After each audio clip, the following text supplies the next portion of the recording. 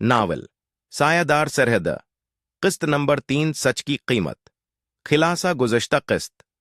गजीन एक ज़ेर ज़मीन कमरे से दुश्मन के नेटवर्क का सराग लगा चुका है, जहां नाबीना बच्चों की शिनाख्तें इस्तेमाल हो रही थीं। जैनब और बिलाल फारूकी जैसे माहिर अफसरान भी उस मिशन में शामिल हो चुके हैं। रास्ता तारीक था और गजीन के कदम अब एक ऐसी गली में जा निकले थे जो बज़ाहिर पुरानी और सनसान थी, मगर हकीकत में दुश्मनों के एक और पनाहगाह की तरफ ले जा रही थी। गर्द आलूद छतें, मिटियाले दीवारें और बंद दरवाजों के पीछे छिपी हुई कहानियां। गजीन का जहन मुसलसल चल रहा था। अगर ये नेटवर्क सिर्फ जाली शनाख्तों पर मबनी है, तो उन बच्चों की असल कहानियां क्या हैं? क्या वो जिंदा हैं या उन्हें भी? इस ख्याल ने उसकी रीढ़ की हड्डी में सनसनी दौड़ा दी। कराची इंस्टीट्यूट फॉर ब्लाइंड दूसरी कहानी। इधर बिलाल फारूकी कराची पहुंच चुका था। वहां इंस्टीट्यूट के प्रिंसिपल ने मुलाकात से इनकार कर दिया, मगर बिलाल ने एक पुराना गार्ड मुश्ताक से राब्ता किया। मुश्ताक ने कहा, साहब, रात के वक्त कुछ लोग आते हैं, बच्चे किसी बस में ले जाए जाते हैं, सुबह वापस आ जाते हैं, मगर कोई नहीं पूछता, कोई कुछ नहीं कहता। बिलाल ने जैनब को वायरलेस पर इत्तला दी। ये सिर्फ शनाख्तों की चोरी नहीं है, बच्चों को जिस्मानी तौर पर भी इस्तेमाल किया जा रहा है।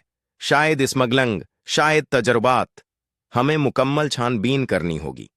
आधर इस्लामाबाद एजेंसी का हेडक्वार्टर जैनब ने तमाम डेटा जमा करके एक रिपोर्ट तैयार की, जो सिर्फ उस रबराह अयाज खां के सामने पेश हो सकती थी। अयाज खां एक सख्त गिर मगर इंसाफ पसंद अफसर था। जैनब, अगर यह सब दरस्त है तो यह हमारी एजेंसी के लिए सबसे बड़ा चीलेंज होगा। इस मिशन का नाम रखो। जैनब ने जवाब दिया, ऑपरेशन सायादार सरहद गजीन का फैसला। गजीन ने सरंग से निकलकर एक पुरानी मस्जिद के पीछे मौजूद खफिया रास्ते से बाहर कदम रखा। सामने एक मोटरसाइकिल खड़ी थी, जिस पर एक नौजवान लड़की हेलमेट पहने इंतजार कर रही थी। ये थी अलीना नूरीन, वही पार्टनर जो पहले कभी गजीन की टीम का हिस्सा नहीं थी, मगर अब इस मिशन की अहम कड़ी थी। वो माहिर ड्रोन ऑपरेटर थी और दुश्मन के ठिकानों पर फजाई निगरानी की माहिर।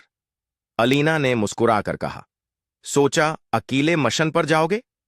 गजीन ने तंजिया मुस्कुराकर कहा, तुम्हें बुलाने का सोचा था, मगर तुम पहले ही पहुंच गई हो।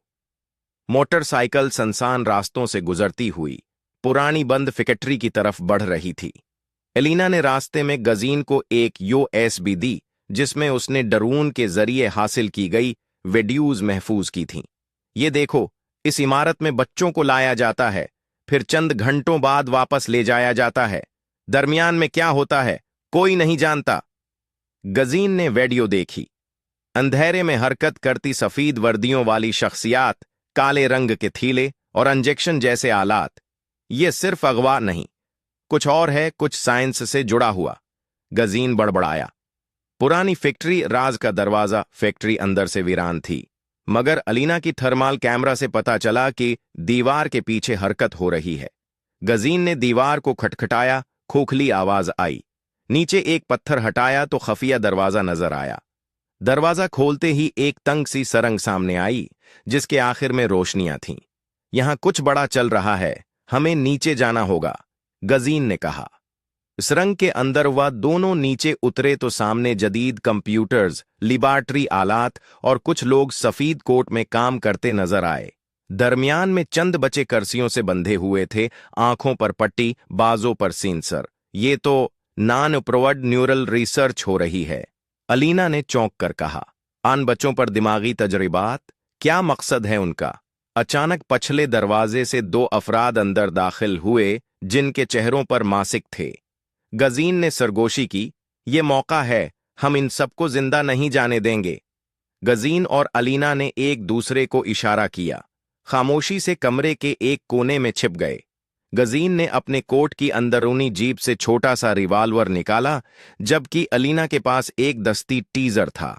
मासिक पहने अफराद, जो बज़ाहिर सीनियर मुहक्किकीन लगते थे, सामने मौजूद मॉनिटर्स पर कुछ डेटा देख रहे थे। न्यूरल सिग्नल्स मुस्तहकम हो रहे हैं, अगले मरहले के लिए सब तैयार है। फेज 3 से पहले हमें मजीद बच्चे दरकार होंगे। अलीना ने सरगोशी की, फेज 3? ये तो पूरे दिमाग को कंट्रोल करने की कोशिश कर रहे हैं। गजीन ने जेब से मोबाइल निकालकर खामोशी से वीडियो रिकॉर्डिंग ऑन कर दी। एकाएक रोशनी बंद हो गई। अंधेरे का फायदा उठाते हुए गजीन ने झपटकर एक गार्ड को दबोच लिया और अलीना ने दूसरे को बुजली का झटका देकर बेहोश कर दिया। चंद लम्हों में दोनों लीब के दरमियान खड़े थे, जबकि बाकी लोग भागने लगे। बच्चों को आजाद करो। अलीना ने एक बच्चे की आंखों से पट्टी खोली। इसकी आंखों में खौफ था, लेकिन जैसे ही उसने गजीन को देखा, वो बोल पड़ा। वो हमें कहते हैं हम स्पेशल हैं, मगर हमें रोज दर्द देते हैं। गजीन का दिल कांप गया। बैग ले लो। अलीना ने दीवार से लगा एक ब्रीफ केस खोला। अंदर फाइल्स, चिप्स और कुछ तस्वीर थीं। ये सब सबूत हैं, हमें ये लेकर निकलना होगा। लेकिन बाहर सिक्योरिटी पहुंच चुकी थी। फायरिंग शुरू हो चुकी थी। गजीन ने एक स्टन ग्रेनेड फेंका और बच्चों को कोर देकर पीछे हटने का इशारा किया। धमाके की आवाज, चीखें और फिर खामोशी। जब धुआं छट्टा तो गजीन और अलीना 5 बच्चों को लेकर अक्कब के दरवाजे से निकल चुके थे। गाड़ी करीब खड़ी थी। सब जल्दी से सवार हुए। रास्ते में गजीन की सांसें तेज हो गईं। हमने आज कुछ बचाया है, लेकिन यह सिर्फ शुरुआत है। अलीना ने सिर हिलाया। हमारा मुकाबला सिर्फ उन लोगों से नहीं, उस निजाम से है जो उन्हें तहफ़्फ़ुज़ देता है। गाड़ी दूर जाती रही और पीछे इमारत में आग भड़क उठी। रात की तारीकी में गाड़ी शहर से बाहर एक वीरान जगह की तरफ जा रही थी। गजीन ने रियर व्यू मिरर में देखा। कोई गाड़ी पीछा तो नहीं कर रही थी। अलीना बच्चों को पानी दे रही थी और उनके खौफजदा चेहरों पर हाथ फेर कर उन्हें दिलासा दे रही थी।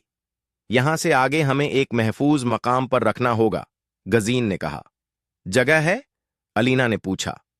हां, साया पॉइंट, जहां ना कैमरे हैं ना सिग्नल्स। चंद घंटों बाद वो एक पुराने टूटे फूटे फार्म हाउस में दाखिल हुए। दरवाजा बंद करते ही गजीन ने अलीना को इशारा किया। सुनिए, इन बच्चों में से एक गैर मामूली है। मैंने उसकी आंखों में कुछ देखा है, कुछ अलग। अलीना ने सिर हिलाया। वो जो सबसे छोटा है? हां, इसका दिमाग उस्कीन हम बाद में करेंगे। अभी हमें उनको सलाह देना चाहिए। अगली सुबह गजीन ने वो फाइलें खोलें जो उन्होंने लीब से लाई थीं। एक फाइल पर वाज़ेह तौर पर कोड लिखा था, प्रोजेक्ट मिराज 9। ये क्या है? अलीना ने पूछा। जहनी कंट्रोल, ब्रेन व्यूज के जरिए मुकम्मल जिस्मानी कमांड, और ये तजर्बे बच्चों पर हो रहे थे। अलीना की आंखों में आंसू आ गए। ये जुल्म है। गजीन ने सब फाइलों को स्कैन करके अनकरप्टेड ड्राइव पर महफूज किया और एक मखसूस इदारे को ईमेल कर दी, जिस पर वो भरोसा करता था, या कम इज कम पहले करता था। लेकिन अगले लम्हे ही फोन की स्क्रीन पर नोटिफिकेशन आया। Data blocked, internal restrictions. यह कैसे हो सकता है? हम जिन्हें हक समझ रहे थे, वही दुश्मन हैं। रात को दोबारा हमला हुआ। फार्म हाउस पर गोलियों की बारिश होने लगी। गजीन ने सब बच्चों को तहखाने में छुपाया और अलीना को एक फ्लैश ड्राइव दी। अगर मैं न बचा, ये ड्राइव महफूज मकाम पर पहुंचा देना। अलीना की आंखें भीग गईं। तुम्हें कुछ नहीं होगा, तुम वादा करो। धमाके की आवाज। दरवाजा टूटा। सायों के दरमियान गजीन की आंखें चमकें। एक और रात, एक और जंग। रात के तीसरे पहर का वक्त था। दाराल हुकूमत की गलियां अपनी थिकन से नैंद में थीं, मगर अफसर मोहम्मद गजीन अली की आंखों से नैंद कोसों दूर थी। इसकी नजरें साए में छुपी एक सरकारी फाइल पर जमी थीं, जिसे रात के सुनाटे में भी छिपाने की जरूरत महसूस हो रही थी। यह महज एक रिपोर्ट नहीं, ये पूरे निजाम के खिलाफ ऐलान बगावत है, गजीन ने आहिस्तगी से कहा, जैसे कमरे में मौजूद सायों को भी मुतनब्बा कर रहा हो कि वो खामोश रहें। इसके साथ काम करने वाली अफसर अमायरा खां, जिसे उसने खुद मुंतखब किया था, खामोशी से दूसरी तरफ बैठी थी। इसकी आंखें छत पर जमी थीं, मगर जहन उस वक्त की मंसूबा बंदी में मसरूफ था जिस लम्हे यह राज अफशा होगा। मायरा, हमें अगले कदम की तरफ बढ़ना होगा। गजीन, वक्त हाथ से निकल रहा है। गजीन, मैं जानता हूं, मगर हर चाल अपनी जगह पर खुद चलनी चाहिए। एक भी कदम अगर जल्दी उठ गया तो पूरी बसात अलट सकती है। दूसरी तरफ दुश्मन भी बेखबर नहीं था। जनरल इसाद तारिक, जो अंदरूनी साजिशों का पिराना खिलाड़ी था, उसने भी महसूस कर लिया था कि कुछ तो बदला है। वो अपने खफिया बनकर में बैठकर नजर रखे हुए था। जनरल इसाद, गजीन, ये लड़का मेरे रास्ते का कांटा बनने जा रहा है, लेकिन मैंने हर कांटे को जलाया है, उसे भी खाक कर दूंगा। उगला मंजर। सुबह का सूरज दाराल हुकूमत पर तुलुआ हुआ, लेकिन उसके साथ ही साजिशों की नई परतें भी सामने आने लगीं। गजीन और मायरा ने अपना पहला खफिया मिशन लॉन्च किया, ऑपरेशन साया। इनवान ऑपरेशन साया की पहली चाल सुबह 5:47 AM एक सियाह SUV सड़क के एक वीरान गोशे पर आकर रखी। गजीन और मायरा ने अपने चेहरों को हल्के मास्क से ढांप रखा था। गाड़ी के अंदर एक जदीद लीप टॉप पर मलक के मुख्तलिफ सिक्योरिटी कैमरों की फेड्स चल रही थीं। मायरा, सील 7 के नीचे मौजूद सरंग की नकल व हरकत बढ़ गई है। दुश्मन नींद में नहीं, उगजीन, और न हम। अब वक्त है पहला सिग्नल देने का। गजीन ने लीप टॉप पर एक मखसूस कोड दाखिल किया। दूसरे लम्हे कराची से पेशावर तक 5 खफिया एजेंट्स को एक ही वक्त में एक पैगाम मिला। साया हरकत में आ चुका है, मरहला 1 शुरू करो। इसी वक्त रावलपिंडी में मौजूद एक बूढ़े कतब फरोश ने अपनी दुकान के शटर पर 3 बार मखसूस अंदाज में दस्तक सुनी। वो सब कुछ जानता था। उसने शटर खोला, नीचे एक खफिया कंपार्टमेंट से एक पुरानी फाइल निकाली जिस पर लिखा था मिसिंग कोड 18। दूसरी तरफ दुश्मन का अड्डा जनरल असद, जो अक्सर अपने करीबी लोगों पर भी शक करता था, आज कुछ ज्यादा ही चुप था। इसके सामने एक नक्शा बचा हुआ था जिस पर एक मकाम को सरख दायरे में नुमायां किया गया था। आसाद, ये वो मकाम है जहां उनकी अगली चाल चलेगी, मगर इस बार हम पहले से वहां होंगे।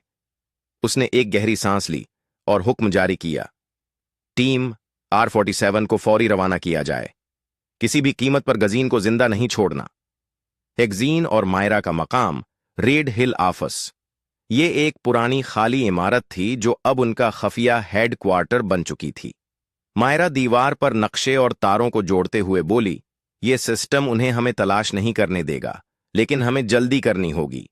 इगजीन ने नजरें उस स्क्रीन से हटाकर आसमान की तरफ कीं।